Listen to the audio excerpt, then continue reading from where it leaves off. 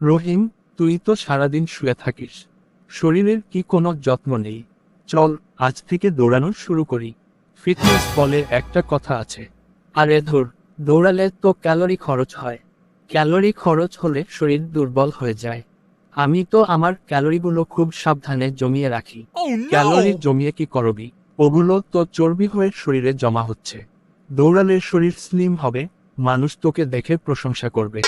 মানুষ আমাকে দেখে এমনিই প্রশংসা করে। বলে, কি রে রহিম, তোকে তো আগের চেয়ে আরো গোলগাল দেখাচ্ছে। গোল হওয়া তো ভালো, পৃথিবীর আকার তো গলি। আমি তো প্রকৃতির সাথে তাল মিলিয়ে চলছি। ওর সাথে কথা বলা আর দেওয়ালে মাথা ঠোকা একই কথা। আচ্ছা, অন্তত হাঁটতে তো পারিস। একদমই কি হাঁটবি না? হাঁটবো না কেন? আমার খুব শখ আছে।